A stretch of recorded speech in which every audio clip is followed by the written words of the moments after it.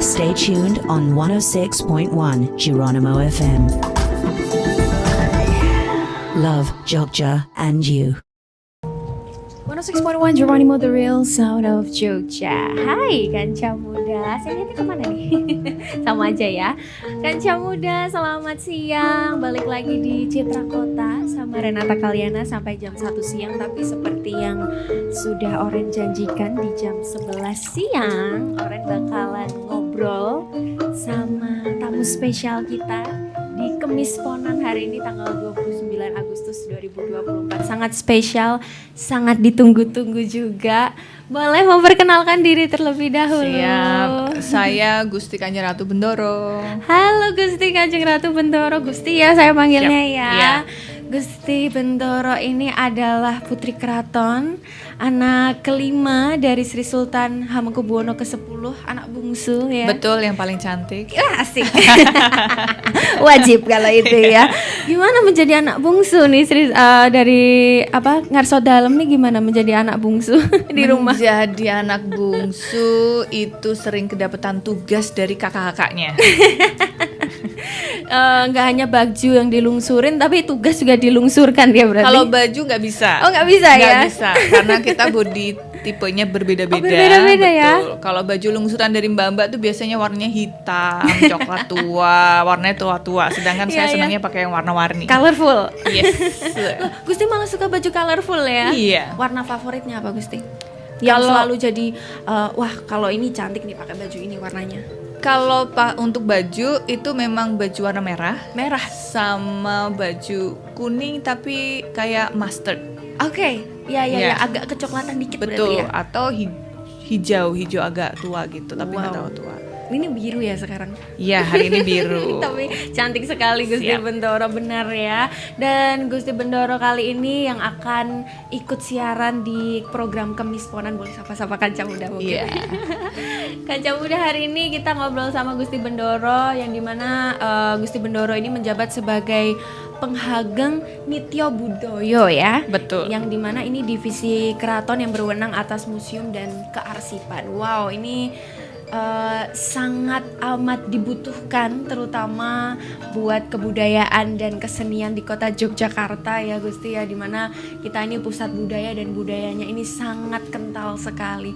Mungkin bisa dikasih tanggapan nggak Gusti Bendoro mengenai eksistensi kebudayaan di Yogyakarta di masa kini nih, yang mulai sekarang ini udah banyak anak muda yang interest, banyak anak muda yang sudah mulai interest untuk menggunakan kain, lalu juga mulai datang ke museum-museum juga. Mungkin bisa dikasih tanggapan nggak Gusti? Ya, jadi kita bisa lihat setelah mungkin 10 tahun ke belakang, memang perbedaan antara generasi muda sekarang dengan mungkin 15 tahun, 10 tahun yang lalu itu sangat berbeda. Karena bisa kita lihat bahwa ternyata tidak dipungkiri bahwa dengan adanya dana keistimewaan ini, dana keistimewaan ini terfokuskan untuk pelestarian budaya. Sehingga banyak sekali akhirnya sekarang kegiatan-kegiatan budaya di tiap kelurahan, begitu ya.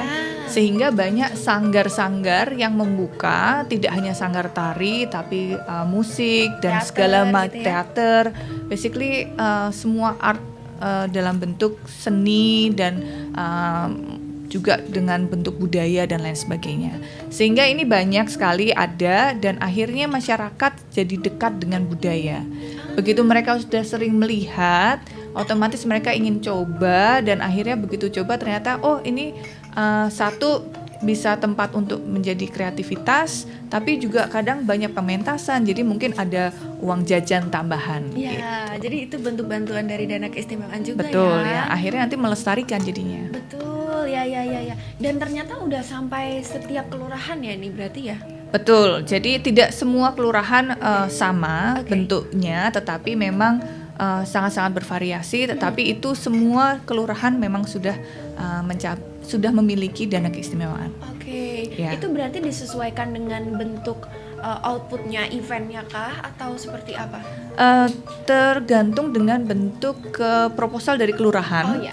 Karena tiap kelurahan itu punya kebutuhan yang berbeda-beda gitu ya, dari kelurahan maupun kalurahan ya sekarang ya. Iya, kalurahan. Iya. Dan beberapa kali juga seingat saya tahun lalu sempat ada lomba living museum antar kemantren Kota Yogyakarta. Itu ternyata antusiasmenya lebih kepada warga-warga masyarakat yang mungkin belum pernah nih ikut living museum, belum tahu menahu soal pameran-pameran, jadi lebih tahu ini Gusti. Itu sebenarnya kalau misalnya boleh kita tarik ke belakang mengenai program tersebut, sebenarnya apa sih yang membuat lomba tersebut itu jadi interest banget buat masyarakat untuk lebih menggeluti lagi kemantrennya ini tuh sebenarnya apa sih kekayaannya, itu sebenarnya seperti apa sih Gusti? Karena sebenarnya tiap kemantren itu sebenarnya memiliki kadang kalau kita tanya di kemantren kamu budayanya apa, mereka bilang nggak ada gitu ya. Tetapi karena mereka sebenarnya tidak merasakan bahwa kehidupan di Jogja itu bagian dari kearifan lokal yang bagian dari budaya. Jadi terkadang kearifan lokal ini tidak dimasukkan dalam segi lingkup budaya. Biasanya budaya itu dipikir ya cuma seni tari, gamelan, wayang dan lain sebagainya. Sehingga ini cukup menarik untuk mengangkat living value itu tadi, living museum, di mana kearifan lokal di tiap kelurahan, tiap kemantren, setiap keluarga itu punya tradisi sehari-hari yang sebenarnya itu adalah beda daripada provinsi lain gitu ya. Tapi karena kita udah biasa kehidupan sehari-hari kita seperti itu, jadi ngerasa nggak ada yang beda gitu ya. Nah ini yang sebenarnya menjadi ciri khas bagi Yogyakarta, yaitu memang kearifan lokalnya yang dibentuk dari living museum tadi. Sehingga itu seharusnya yang akhirnya membuat ternyata seperti ini toh, sehingga mereka akhirnya begitu mereka sudah mengetahui arti dari kata itu, nah itu yang membuat mereka ternyata ini bisa untuk dikemas, di istilahnya quote and quote dijual gitu ya, untuk pariwisata dan lain sebagainya gitu. Jadi menariknya itu adalah yang sebenarnya mungkin warga-warga menganggapnya ini hal yang biasa, bisa dijadikan something special nih dari situ ya. Dan bisa dikomersilkan, orang-orang jadi lebih tahu gitu ya. Betul, iya. Wow, ini bisa diinisiasi tahun ini lagi nggak sih? Iya, kalau tahun ini mungkin agak mepet ya, tapi kita nggak tahu nanti ya. Iya, mungkin bisa inovasi lain. Tapi kalau dari Gusti Bendoro sendiri, ada program-program tersendiri nggak sih di tahun ini ya terutama? Tapi karena tahun ini sudah masuk ke pertengahan, mungkin dari pertengahan tahun ini sampai akhir tahun nanti, dari Penghageng Nitya Budaya sendiri ini punya program tersendiri nggak untuk menyukseskan museum dan kearsipan di Keraton Yogyakarta? Kalau di Keraton sendiri, kami setahun 2 kali pameran. Jadi di awal tahun di bulan Maret tanggal 7 sampai Agustus. Ini durasinya, dan ini biasanya tanggal 7 Maret itu kita buka pamerannya itu karena memang peringatan kenaikan tahta Ngerso Dalem tanggal 7 Maret. Sehingga kita bukanya memang di tanggal 7 Maret. Dan ini biasanya topiknya tentang sebuah objek gitu ya. Dan itu rangkaiannya cukup panjang karena ada simposium internasional dengan tema yang sama. Terus habis itu ada side event yang cukup banyak, kuratorial tour dan lain sebagainya sampai bulan Agustus. Nah, seperti yang kemarin tanggal 24 Agustus kemarin, kita penutupan pamerannya di Benteng Vredenburg. Kali ini agak sedikit berbeda karena dengan konser Yogyakarta Royal Orchestra. Di Benteng Vredenburg ya? Benteng Vredenburg. Nah, biasanya memang selalu di Keraton, tapi kali ini dibarengkan di Benteng Vredenburg. Nah, lalu nanti di bulan Oktober kita mulai pameran baru lagi, di mana itu tentang subjek biasanya. Subjek, oke. Ya, nah yang tahun ini tentang perempuan di dalam keraton. Nanti harus mampir gitu ya. Bulan Oktober ya? Bulan Oktober sampai bulan Februari. Awal Februari. Oke. Berarti kurang lebih berapa bulan itu? 5 bulan, 4 bulanan 4 bulan ya? 4 bulanan ya? Betul. Wow, ini berarti yang menginisiasi juga dari keraton? Betul. Ada kolaborasi nggak sama mungkin institut pendidikan atau mungkin sama warga-warga sekitar? Itu banyak. Jadi biasanya tergantung temanya. Kami mengajak komunitas yang memang satu tema Jadi misalnya seperti komunitas Malam Museum, teman-teman yang bergerak memang kepada deep storytelling tentang sejarah gitu, kita biasanya selalu ajak. Oke. Nah, karena yang besok Oktober itu tentang wanita, bagaimana sebenarnya nggak ada istilah konco winking di dalam keraton, karena memang perempuan di dalam keraton, permaisuri-permaisuri dulu itu mereka memang negosiator, bahkan mereka yang bernegosiasi dengan Belanda, bahkan bernegosiasi dengan pepatih dalam, bahkan mereka juga punya background militer, mereka belajar politik sebagai permaisuri begitu ya, mereka belajar accountant karena mereka yang istilahnya memanage keuangan dan semua internalnya. Karena kalau seorang raja itu sekali ucap ya itu sudah tidak boleh ditarik kembali, sehingga yang bernegosiasi adalah dari permaisuri. Ya. Jadi sebenarnya istilah konco winking itu hal yang cukup baru sebenarnya. Oke. Jadi dari dulu tuh tidak ada seperti itu gitu. Nah, ini tentunya kita berkolaborasi dengan komunitas-komunitas yang bergerak di perempuan. Kita harapannya kita bisa menjalin komunitas dengan komunitas perempuan di dunia politik misalnya. Bagaimana mereka banyak perempuan yang terjun di dunia politik dan lain sebagainya. Ini salah satu contoh dan program set event yang akan kita lakukan selama bulan Oktober sampai bulan Februari itu. Wow, oke. Ini cukup menarik temanya, yang dimana mungkin teman-teman yang mungkin tidak jauh dari keraton mungkin, atau tidak tinggal di Yogyakarta, mungkin bisa dibilang seluruh wanita mungkin pernah merasakan hal tersebut, yang dimana bisa dibilang tidak terlalu dipandang sebelah mata dan lain sebagainya.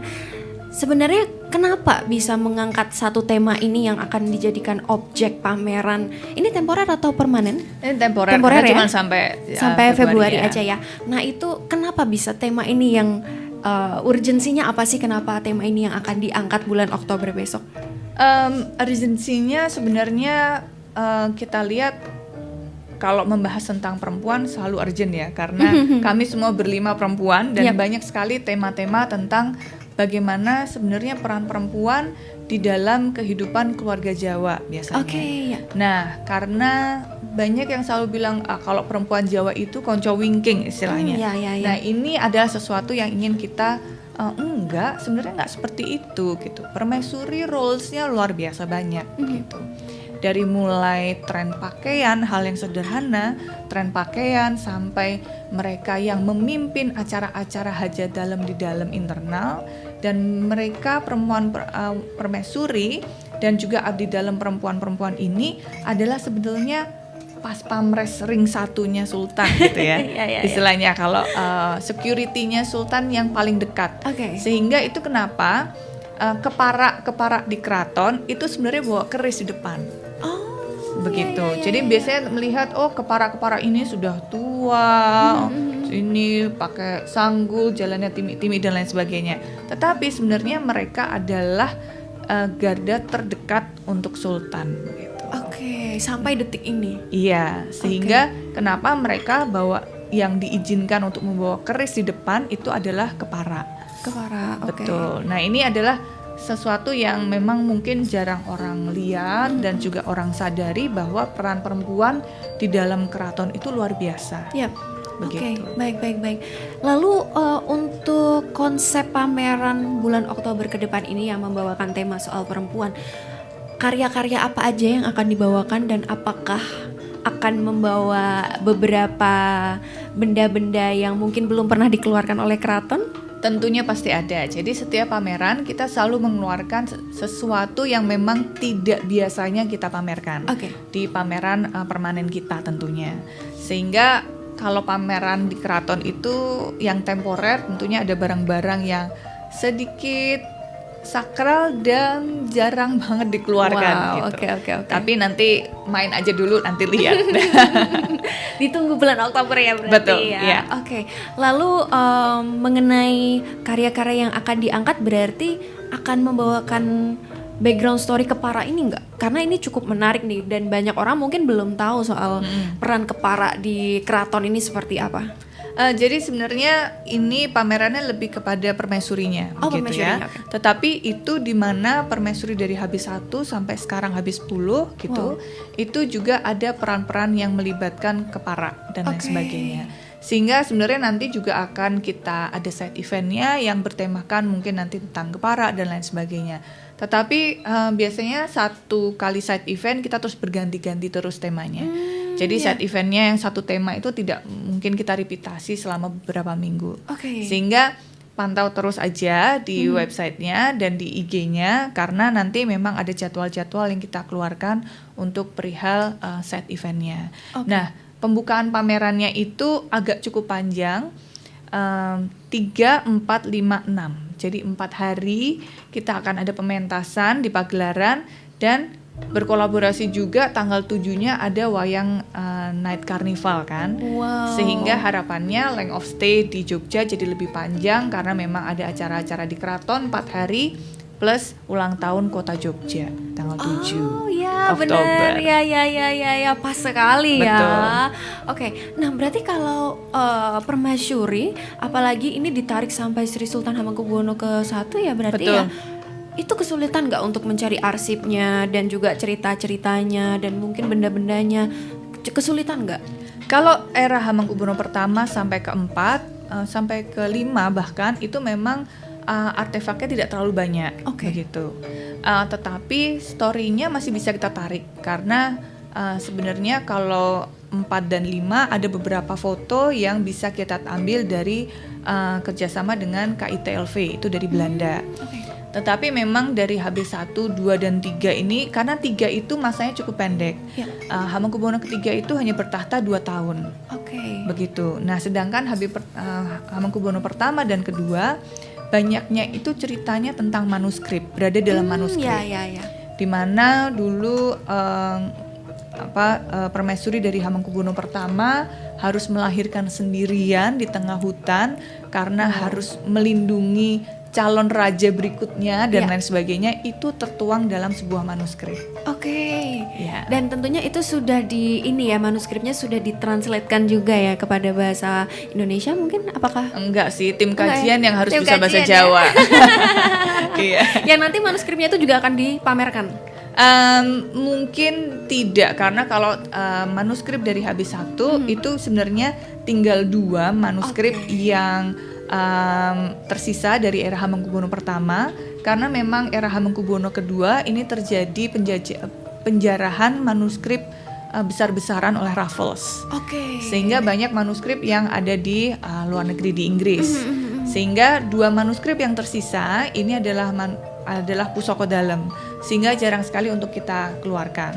Tetapi nanti kita akan buka seperti penggalan-penggalannya dalam bentuk misalnya foto atau apa dan sudah kita narasikan ke dalam storytelling. Begitu. Oke. Jadi misalnya dalam bentuk audio, dalam bentuk video dan lain sebagainya.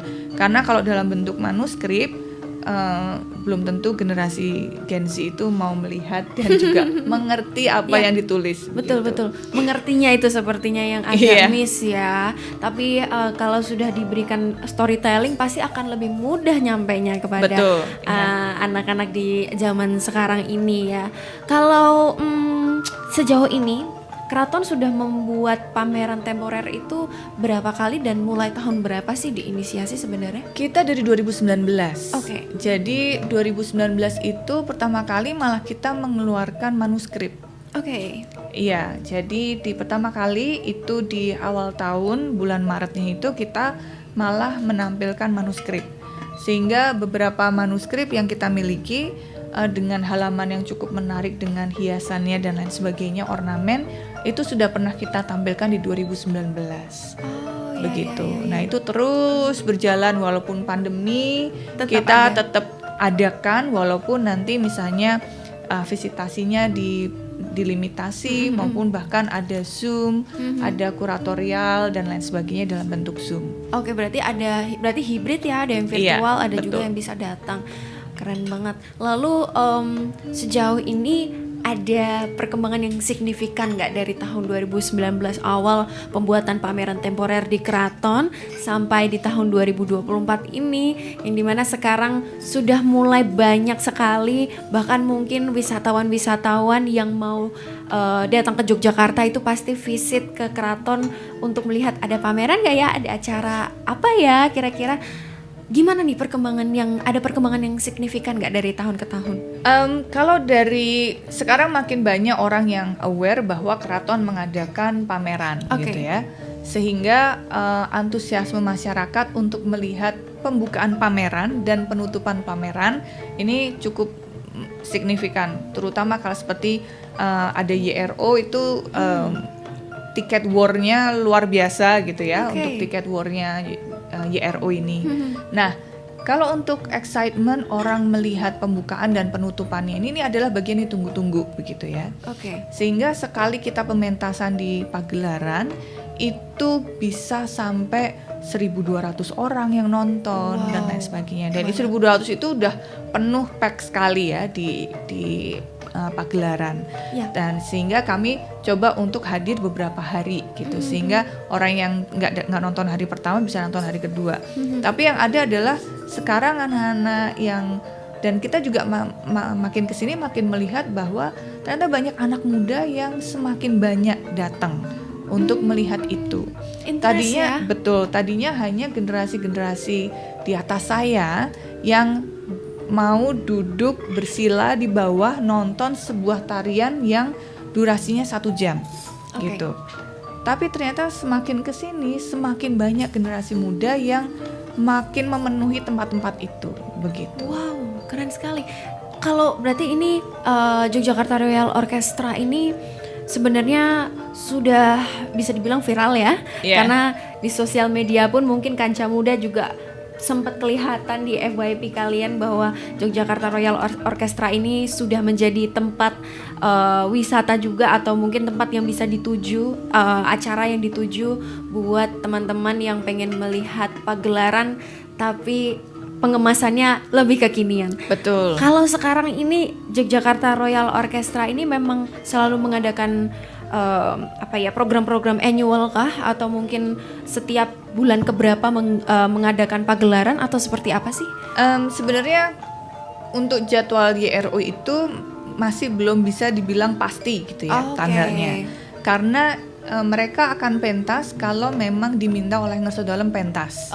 Karena YRO ini adalah under Ngersodalem, jadi mengikuti dawuh dalem istilahnya begitu. Tetapi YRO ini sudah pasti akan setiap tahun di tengah-tengah tahun di bulan Juni atau Juli itu akan ke salah satu kabupaten atau kota yang ada di daerah istimewa Jakarta. Tahun ini kemarin di Bendungan Kamijoro. Bendungan Kamijoro di Kulon Progo. Nah, sebelumnya juga sudah di Sleman, di Bantul, dan kota sudah sering sekali YRO, sehingga harapannya tahun depan kita bisa ke Gunung Kidul. Finger cross ya. Tapi lokasinya kita masih belum tahu di mana. Gunung Kidul sudah pernah ya, Bantul yang belum ya. Belum malahan. Nah, ini nanti kita tinggal coba cari lokasinya di mana, karena tahun lalu di Ngelanggeran ya. Baik. Ini berarti sudah menjelajah juga ya ke Kulon Progo, ke Gunung Kidul juga, yang belum ke Bantul dan di Jogja sudah. Kalau di tempat yang jauh seperti itu, mungkin buat saya yang menjangkau dari yang tinggal di kota Jogja, menjangkau ke Kulon Progo agak jauh. Tapi bagaimana antusiasme pengunjung di sana? Apakah ramai juga? Ramai banget. Karena begini, YRO ini dikemas dengan cara yang memang menyentuh anak muda. Kami masih mencoba untuk mendapatkan skema yang terbaik gitu ya, karena beberapa tahun kita mencoba skema pembelian tiket yang online seperti biasa. Terus kita coba macam-macam formula untuk menyebarkan tiket, walaupun sebenarnya pada waktu kita di Ngelanggeran kita jualan tiket itu bukan untuk profit kami, tetapi uang yang terkumpul itu adalah untuk goodie bag yang dari UMKM daerah itu. Jadi misalnya kalau nggak salah waktu di Ngelanggeran itu berapa puluh ribu gitu ya, dan itu setiap peserta atau setiap yang datang itu mendapatkan pulang UMKM, goodie bag UMKM. Sehingga sebenarnya YRO-nya sendiri itu adalah free. Begitu. Waktu di Kulon Progo kemarin karena kita mencoba sistem tiket war ini gitu ya, ternyata kota-kota besar yang sinyalnya sangat kuat itu mendapatkan mayoritas. Sehingga bahkan di Kulon Progo itu orang dari Jakarta, dari Bandung, dari Bali, dari kota-kota besar lainnya itu pada datang semua ke Kulon Progo. Sehingga ini harapannya kenapa YRO kita coba untuk keliling supaya juga mengenalkan daerah-daerah wisata yang ada di Yogyakarta, tidak hanya di Malioboro, tapi sebenarnya ada juga yang Malioboro and beyond lah istilahnya gitu ya. Jadi bukan hanya Malioboro aja, tapi ada area-area lain. Ini juga berarti suatu kolaborasi antara keraton dan juga daerah-daerah tersebut untuk memajukan UMKM, memajukan tempatnya. Dan ternyata menyangka nggak sih kalau bisa sampai ke Jakarta sold out dan Bandung bisa mengisi kursi di sana?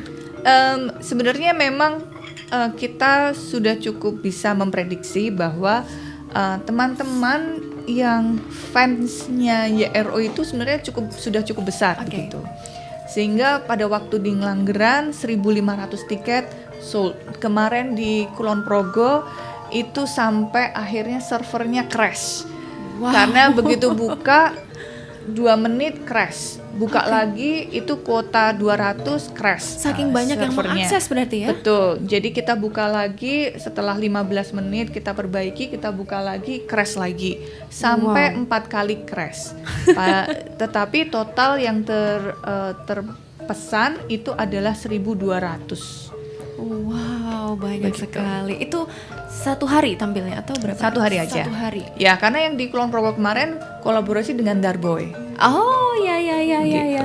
Itu ya. Kalau berarti mungkin buat kanca muda yang belum tahu YRO, ini sebenarnya konsepnya itu seperti apa sih, dan penampilannya itu berapa lama, berapa orang, dan konsep yang diberikan kepada audiens itu seperti apa sih Gusti? Jadi kalau dari pakaiannya mereka semua memakai pakaian tradisional bersiaran. Jadi bukan bersiaran juga, tapi memang mereka menggunakan pakaian yang sudah dikenakan oleh abdi dalam musikan zaman dulu, begitu ya. Jadi semi bersiaran tapi tradisionalnya Jogja masih sangat dapat begitu.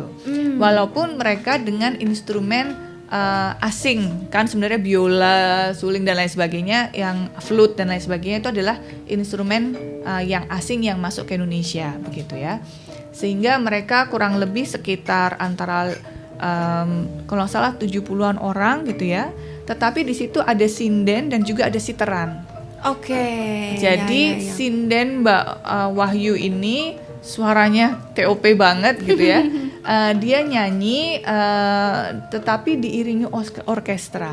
Itu luar biasa. Dan kita biasanya ada solo performance juga. Kalau ada yang kayak kemarin di tanggal 24 ada pianis. Terus memang ada beberapa solois yang tampil. Nah, tetapi yang dibawakan memang lagu-lagu yang sangat Indonesia banget dan bahkan sangat Jogja banget gitu. Ya. Nah, sehingga ini kenapa menjadi cukup populer. Itu tampilnya berapa jam itu Gusti? Sebenarnya biasanya antara 10 sampai 12 lagu. 10 sampai 12 lagu ya. No break ya? Nggak ada breaknya? Nggak ada. Ya breaknya paling cuman di jeda MC-nya bicara dan lain sebagainya. Sudah kolaborasi dengan musisi siapa aja? Tadi sempat mention Darboy. Sebelumnya ada nggak atau musisi lain atau kolaborasi lain? Ada sih, cuman saya nggak terlalu inget nama-namanya gitu ya. Tetapi yang terdekat, yang paling terkenal memang adalah Darboy kalau bagi kita. Karena juga baru kemarin, aja ya. Baru aja kemarin. Nah, sebenarnya banyak sekali musisi-musisi yang juga kita mencoba untuk kolaborasi di tahun depan gitu. Wow, ini Tunggu aja ditunggu-tunggu nanti ya. banget ya. Banyak sekali agendanya Iya. ya. Oke, itu ngobrolin soal YRO. Kita balik lagi mungkin ke museum dan kearsipan. Mungkin lebih pengen dijelasin lagi nih Gusti mengenai Penghageng Nitya Budoyo. Itu tuh sebenarnya tugasnya seperti apa sih dan kenapa ada konsep seperti ini di keraton dan itu sudah berapa lama? Jadi mungkin sedikit informasi aja bahwa dari di keraton itu kami punya 4 kementerian istilahnya. Oke. 4 kementerian di mana satu adalah saya Nitya Budoyo itu seperti Kemenparekraf dicampur dengan Kemendikbud gitu ya. Oke. Sehingga di Nitya Budoyo di bawahnya itu ada 4 departemen. 4 departemen itu adalah Krido Mardowo di mana yang mengampu YRO, mengampu sekolah-sekolah dalang, sekolah sinden dan lain sebagainya yang dimiliki keraton. Dan juga semua budaya ada di situ. Jadi yang pentas Sri Manganti dan lain sebagainya.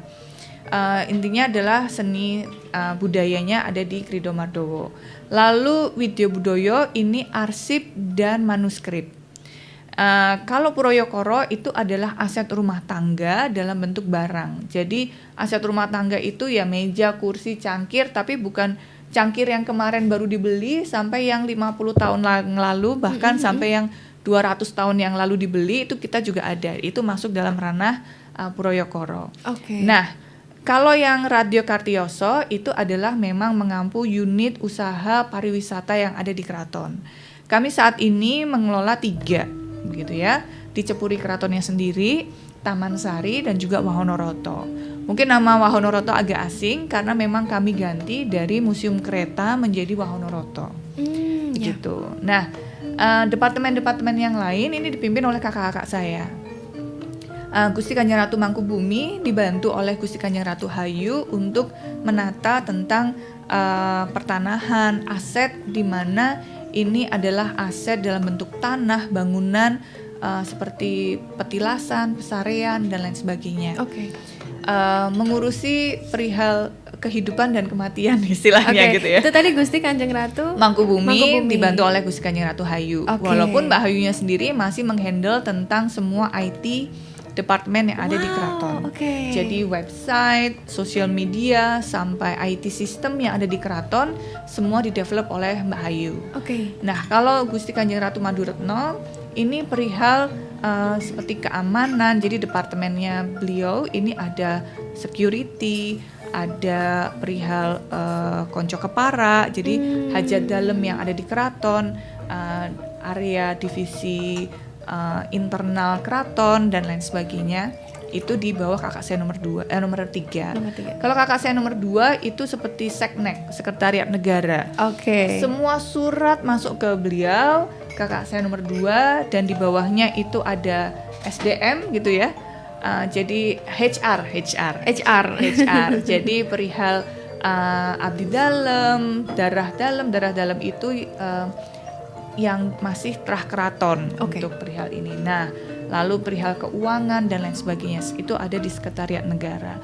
Sampai jumlah kamar mandi yang ada di keraton dia tahu. Mana yang airnya bersih, mana yang enggak itu dia tahu. Jumlah jendela dan lain sebagainya. Kalau saya tahu jumlah kursi, kalau kakak saya tahu jumlah kamar mandi. Gitu. Oke. Wow, ini berarti bisa dibilang menggait semua ranah di keraton ya, bisa dibilang. Betul, ya. jadi memang kementeriannya ada 4 di mana kami langsung di bawah dari Ngesodalem. Oke. Dan di kanan kirinya dari struktural ini dibantu dengan istilahnya staf khusus dan staf ahli begitu. Alright. Oke. Nah, kalau ke Penghageng Nitya Budoyo yang Gusti Bendoro juga menjabat di situ, ada berapa tadi elemennya kan sudah dijelaskan. Ya. Timnya ada berapa? Kalau di Nitya Budoyo sendiri kami hanya berlima karena kami hanya mensupervisi dari semua kawedanan. Memang saya buat kecil begitu ya.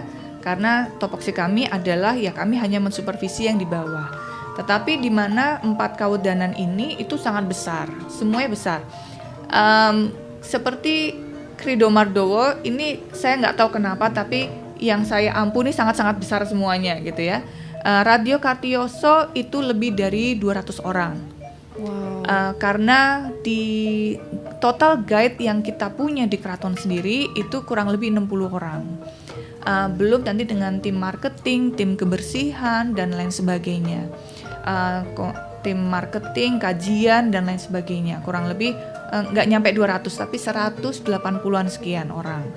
Lalu kalau di Widya Budaya itu tidak terlampau besar karena memang perihal manuskrip dan kearsipan, sehingga memang kecil tetapi skillnya sangat khusus. Biasanya sastra Jawa, dari lulusan arsip dan lain sebagainya. Kalau yang Puro Yokoro ini banyak arkeolog yang kita masukkan, karena di sini tidak hanya menyimpan, mendata, tapi juga memperbaiki, mengkonservasi barang-barang yang memang dibutuhkan untuk perawatan. Ya. Ini Puro Yokoro cukup besar, dia sampai 300-an orang di situ. Nah, yang paling besar adalah Krido Mardowo, karena di Krido itu kebanyakan adalah tidak full time, tetapi adalah part time. Contohnya banyak dokter yang habis praktek malam jadi penari di keraton. Ya. Terus musisi-musisi yang YRO dan lain sebagainya itu mereka bekerja di pekerjaan lain, tetapi pada saat ada job untuk YRO maka mereka latihan di malam hari dan pentas di malam hari. Contohnya seperti itu, dan mereka sampai kepada 400 orang sebenarnya. 400 orang. Tapi mostly adalah part time. Part time ya. Iya. Wah, ini berarti memang banyak sekali timnya juga yang ada di dalam Nitya Budaya, Bang Hageng Nitya Betul. Budaya. Oke, Gusti, mungkin sekarang kita agak break santai dulu sejenak, Kanca Muda, karena semakin siang ini sudah waktunya jam makan siang. Gusti tadi sudah sarapan belum? Sudah, tapi cuma dikit. Sarapan apa, Gusti? Tadi pagi sarapannya soto. Betul.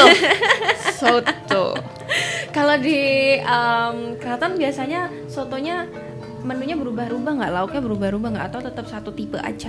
Soto, tapi sotonya macam-macam. Jadi ada soto lento, ada soto kadipiro, ada soto macam-macam. Nah, soto daging dan lain sebagainya. Favoritnya Gusti yang mana? Tetap kadipiro. Tetap soto kadipiro. Iya. Ayamnya enak banget ya. Iya. Oke, nah mungkin kita agak sambil nyemil dulu ya, boleh ya Gusti Siap. ya, karena kita sekarang disupport sama Jejamuran. Terima kasih banyak, Gusti boleh dikedapi. Siap, Ini terima ada kasih.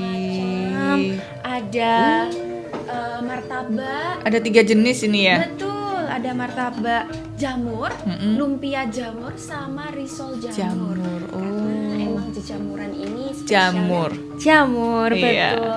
Nah, Kanca Muda, kalau misalnya mau mampir ke Jejamuran boleh sekali, karena di sana ada banyak sekali menu-menu olahan jamur yang katanya bisa makanan yang beracun itu yang mengandung jamur. Padahal di Jejamuran ini bisa diolah menjadi makanan yang memiliki nilai gizi, Kanca Muda. Langsung aja datang ke Jalan Pandowo Harjo, Niron Pandowo Harjo, Kecamatan Sleman, Kabupaten Sleman, Daerah Istimewa Yogyakarta. Terima kasih Jejamuran. Kalau ngobrolin soal museum dan kearsipan di Yogyakarta ini sudah mulai banyak sekali perkembangannya ya Gusti ya. Mulai dari kemarin terakhir Benteng Frederik yang bisa dibilang wisatawan tuh banyak yang kaget karena sebelumnya mungkin 1-2 kali ke Benteng Frederik, sekarang tiba-tiba kok udah ada kafenya. Iya. Sudah ada bangunan baru yang sangat bagus ya, dan juga belum lagi museum-museum lainnya di daerah istimewa Yogyakarta yang juga mulai mengalami perkembangan nih. Gusti update nggak sih dan juga melihat nggak sih mengenai perkembangan museum di Yogyakarta sendiri? Ya, kalau Frederik itu agak special case karena memang Frederik itu menjadi bagian dari IHA. IHA itu adalah Indonesian Heritage Agency. Di mana Indonesian Heritage Agency ini memang program dari pemerintah pusat yang ingin memajukan museum-museum yang ada. Sehingga museum yang dimiliki oleh pemerintah itu di-upgrade istilahnya, di-upgrade untuk dari segi kontennya, dari segi fasilitasnya dan lain sebagainya, sehingga kita bisa melihat perubahan yang cukup signifikan di Frederik sendiri. Nah, sedangkan kalau yang dimiliki oleh pemerintah daerah, contohnya adalah Sono Budoyo. Sono Budoyo juga cukup masif perubahannya dalam beberapa tahun terakhir ini, karena memang dari Dinas Kebudayaan itu memfokuskan untuk mengupgrade museumnya satu persatu per tahun kalau nggak salah. Itu akan di-upgrade dari segi fasilitasnya, isinya, penyampaian konten dan lain sebagainya. Sehingga memang ini menjadi fokus, begitu. Nah, yang memang sedikit agak sulit adalah menjangkau dengan teman-teman yang dimiliki museum-museum yang dimiliki oleh swasta. Tentunya perubahan yang mereka itu tidak segampang dengan pemerintah karena ada dukungan dari pemerintah. Tetapi tidak memungkiri bahwa kolaborasi museum yang ada di Jogja ini cukup erat sebenarnya. Harapannya dari satu museum dengan museum yang lain ini sangat bisa berbagi komunitas, sangat bisa berkolaborasi untuk sama-sama bikin event dan lain sebagainya. Oke, berarti memang kolaborasi sendiri ini bisa dibilang penting sekali ya untuk kelangsungan hidup museum, kelangsungan hidup museum karena semakin apa ya, kadang-kadang saya suka concern dan kadang-kadang suka sebel sendiri saat banyak orang yang masih bilang bahwa museum itu masih suka ditinggalkan, museum itu masih suka dibilang kolot, kuno gitu ya. Sedangkan kalau kita lihat lebih jauh lagi bahwa di Yogyakarta sendiri museumnya itu sudah mulai mengalami perkembangan yang signifikan, baik itu di sosial media dan juga di khalayak umum juga, bahkan wisatawan pun masih menjadi itu menjadi tempat wisata yang dituju oleh wisatawan-wisatawan di luar kota Yogyakarta. Kalau mengenai tanggapan orang-orang atau tanggapan masyarakat yang mengenai museum itu, udahlah dikunjunginya sekali dua kali aja karena kan ya barangnya gitu-gitu doang gitu. Sedangkan kan ada proses konservasi yang mungkin orang-orang nggak tahu. Mungkin ada nggak sih solusi dari Gusti Bendoro sendiri mengenai tanggapan tersebut agar bisa menjadi feedback positif juga buat museum-museum di Yogyakarta, terutama Museum Keraton? Iya, jadi memang museum itu kebanyakan adalah permanent exhibition gitu ya, sehingga memang ya kalau permanent exhibition dilihat sekali ya udah gitu ya. Tetapi yang bisa didapat adalah kalian begitu masuk ke museum, kalian harus didampingi oleh edukator, begitu. Betul. Karena edukator ini terdidik dan terlatih untuk menceritakan barang ini, begitu. Sejarahnya yang lebih dalam tentang barang A gitu ya. Sehingga menjadi menarik pada saat kita jalan ke museum. Yang saat ini dari segi edukatornya paling keren memang adalah Ulen Sentalu. Ulen Sentalu kalau jalan sendiri di sana pasti vibe-nya akan berbeda. Ya udah gitu aja. Nonton aja ya. Iya, cuman biasa aja. Tetapi begitu kalian didampingi oleh edukator dari Ulen Sentalu, feel yang kalian dapatkan, ilmu yang kalian dapatkan itu pasti akan 100% berubah begitu. Sehingga banyak ilmu-ilmu yang akan didapatkan dari seorang edukator. Sehingga main ke museum jangan cuma untuk foto aja, tetapi harus kita banyak mendengarkan. Dan yang pasti adalah sebelum datang ke museum tersebut, baca-baca dulu tentang museum itu tentang apa. Research dulu ya. Iya, basic research aja dulu, sehingga nanti begitu kalian ke sana kalian bisa tanya dengan edukator ini juga, sehingga edukator ini tidak hanya satu arah menginfokan kita, tetapi kita juga bisa tanya jawab sesuatu yang kurang kita pahami gitu. Ya. Sehingga itu sebenarnya cara untuk kita lebih interest masuk ke museum. Tidak dipungkiri bahwa museum itu masih menjadi niche tourism gitu ya.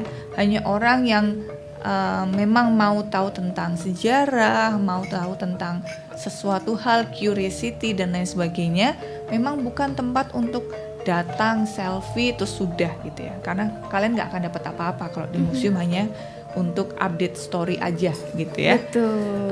Tetapi sebenarnya ilmunya sangat banyak di museum. Nah, memang kata-kata museum itu terkadang masih dampaknya masih cukup negatif. Orang masih sangat skeptis dengan kata-kata museum.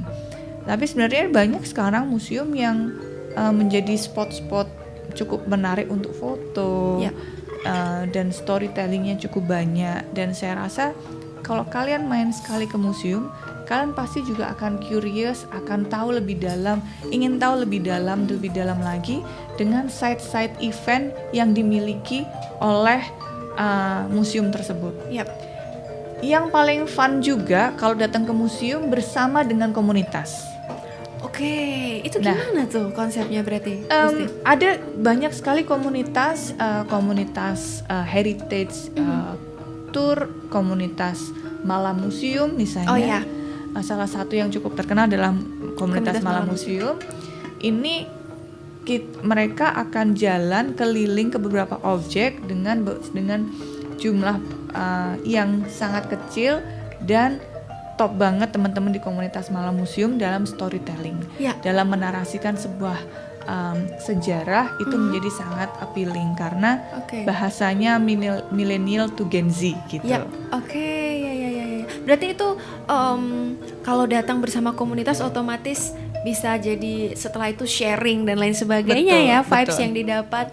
Oke, kalau pameran temporer ini jadi salah satu berdampak baik nggak sih untuk kelangsungan museum ini di khalayak umum? Apalagi kan kalau misalnya pameran temporer di museum berarti ada sesuatu hal di luar dari pameran permanen di sana. Betul. Itu jadi dampak positif nggak buat museum? Ya, kalau itu dampak positifnya tentu terlihat ya, karena orang terutama yang di Jogja sendiri mereka jadi ini ada kelanjutannya ya ceritanya ya, dan lain sebagainya. Tentunya semua museum, kalau pariwisata pada waktu pandemi kemarin struggling, museum aja sehari-hari udah struggling, apalagi kemarin pandemi gitu ya. Sehingga tentunya dengan ada inovasi-inovasi seperti pameran dan lain sebagainya, ini tentunya membuat orang mau berkunjung kembali ke Jogja dan kunjung kembali ke keraton. Bahkan Jogja ini kan sangat terkenal dengan repeat tourismnya, gitu ya, repeat visitornya. Jadi kalau kita tanya orang di Jakarta mungkin udah berapa kali ke Jogja, ada yang 2 kali, ada yang 4 kali, bahkan ada yang setiap tahun kembali dan lain sebagainya. Sehingga ini untuk something new untuk mereka terus datang ke keraton. Itu adalah salah satu cara. Tetapi membuat temporary museum itu juga nggak murah sebenarnya. Betul. Sehingga juga cukup sulit untuk museum membuat temporary exhibition setahun 2 kali. Ya. Bahkan di luar negeri pun pameran itu biasanya ya temporer itu setahun sekali biasanya. Nah, durasi ini yang memang membutuhkan visitor yang cukup banyak jumlahnya, dan itu tadi membuat temporary exhibition itu nggak murah. Ya, betul. Lebih sekali. murah ya permanent exhibition, mengedukasi edukatornya juga cuma sekali, tidak perlu berkali-kali. Betul sekali. Oke, kalau dari keraton sendiri kan tadi pameran temporernya sudah dari tahun 2019 sudah ada dan sudah diinisiasi juga, mengalami perkembangan sampai sekarang pun visitornya juga semakin banyak juga. Ada kolaborasi tertentu nggak sih dengan mungkin seniman-seniman di Jogja, maestro-maestro Jogja yang banyak sekali jumlahnya, atau mungkin institut pendidikan yang seni atau sanggar-sanggar, ada nggak sih kolaborasi, Gusti? Kalau itu pasti ada. Jadi kayak tadi di mana setiap temporary exhibition ini kita berkolaborasi dengan banyak komunitas begitu. Contohnya adalah pada saat kita pameran era HB ketiga dan keempat. Era HB ketiga ini cuma 2 tahun. Ya, era HB keempat ini hanya 8 tahun. Total hanya 10 tahun mereka bertahta berdua ini. Sehingga belum banyak hal yang terlahir dari 10 tahun itu.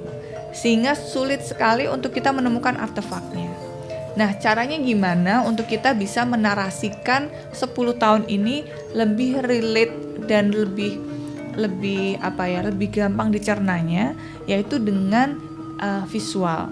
Nah, kita kolaborasi dengan seniman untuk melukis tentang dari manuskrip kita tuangkan menjadi sebuah lukisan perjalanan tentang pada saat Raffles datang menjajah, mengambil manuskrip kita, lukisan dan lain sebagainya. Ini kita tuangkan dalam bentuk visual, gambar gitu ya, dalam bentuk sebuah lukisan. Itu ada beberapa seri. Lalu kita kolaborasi dengan teman-teman yang memang di animasi. Jadi kita bentukkan dalam tuangan animasi dan lain sebagainya. Pameran yang lalu kita buat misalnya seperti daur hidup gitu ya, tentang bagaimana perjalanan kehidupan. Dari gambar yang biasa kita coba menggunakan animasi sehingga lebih kelihatan hidup dan menarik.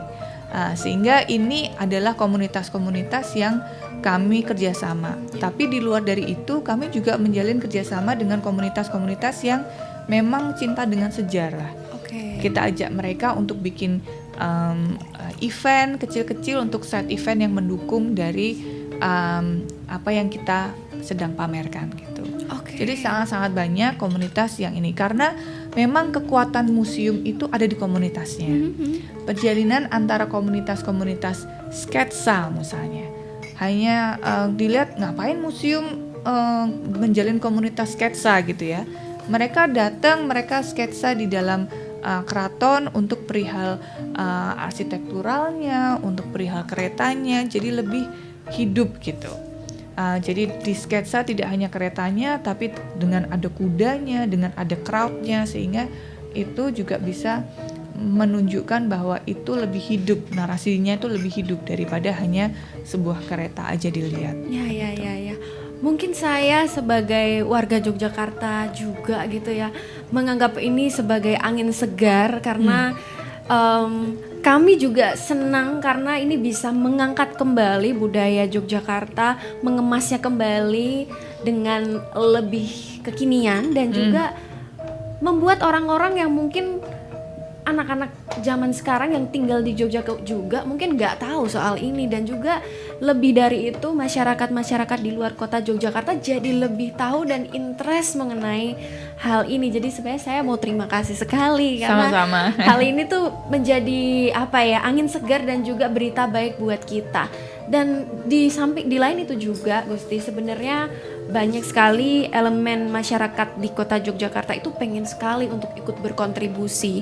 Kayak misalnya beberapa daerah yang sebenarnya warga-warga yang tua-tua itu masih menyimpan beberapa artefak atau mungkin peninggalan-peninggalan zaman dulu yang mungkin belum sempat terekspos dan lain sebagainya. Dan juga mungkin elemen lainnya seperti anak-anak muda yang pengen sekali untuk join, untuk ikut berkontribusi buat keraton, untuk perkembangan budaya dan seninya di Jogja.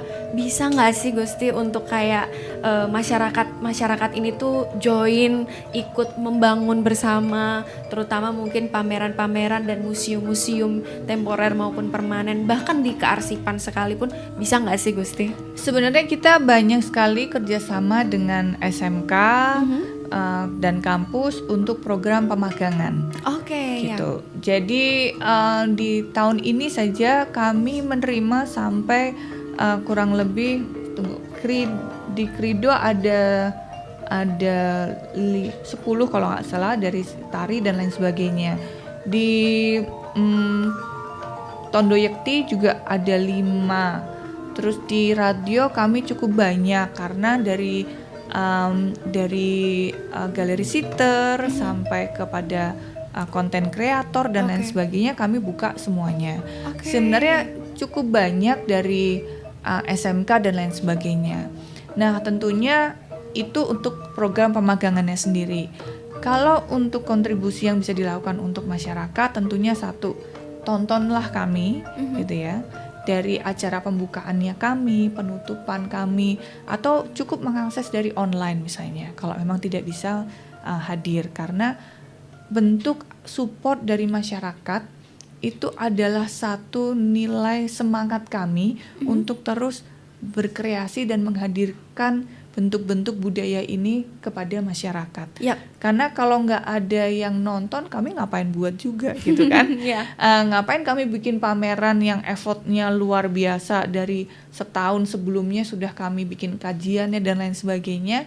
kalau memang tidak ada yang nonton, tidak yang ada yang paling tidak tanggapan negatif boleh karena itu adalah masukan buat kami, Feedback gitu ya. Feedback gitu ya.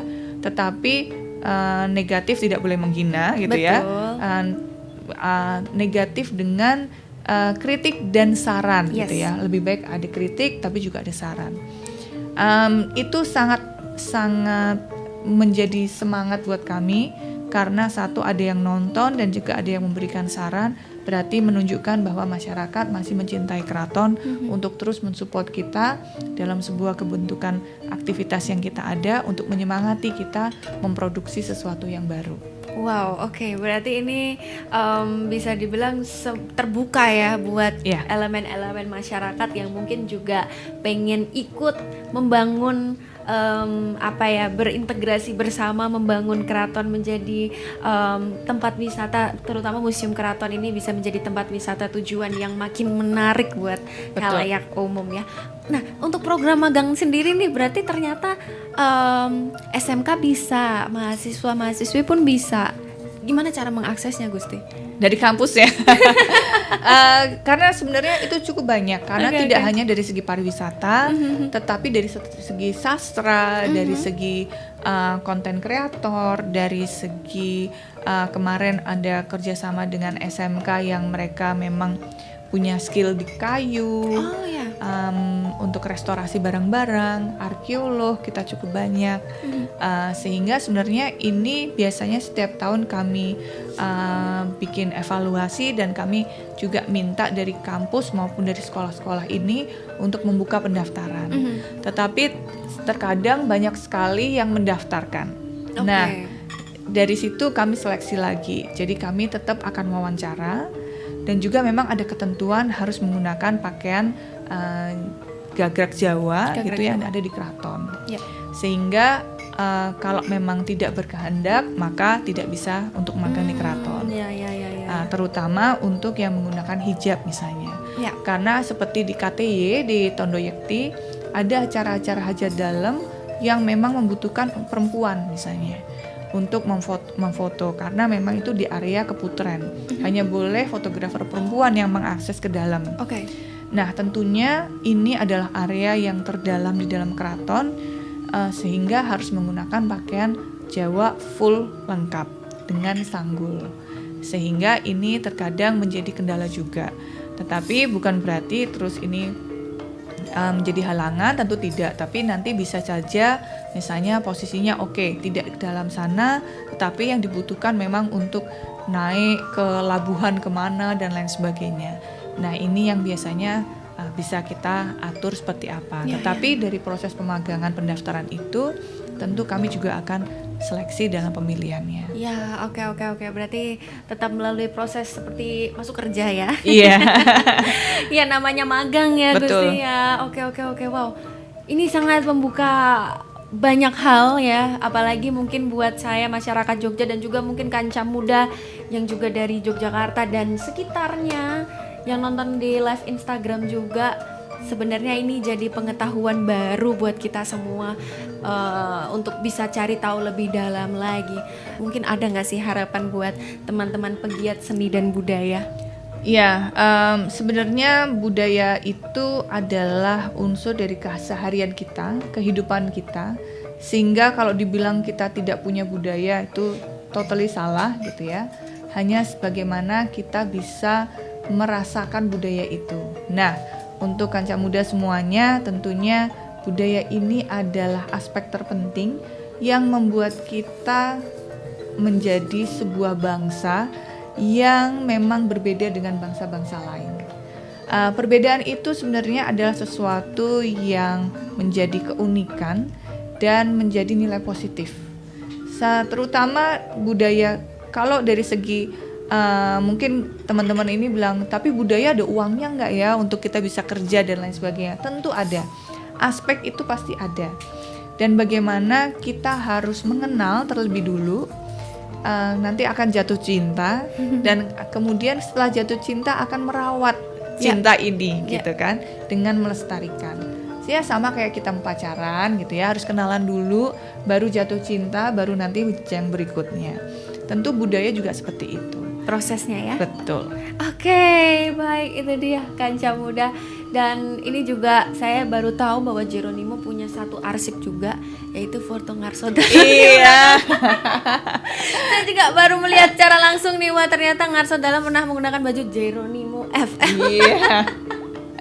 Kayaknya perlu produksi kaos yang lagi nih ya.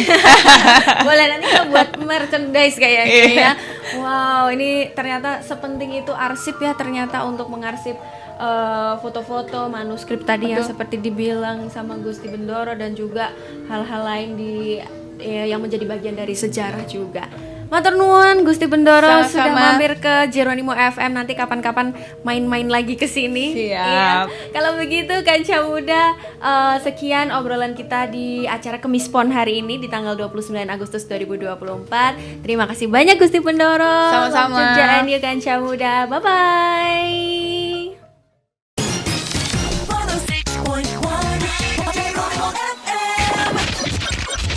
The real sound of Jogja, Geronimo FM.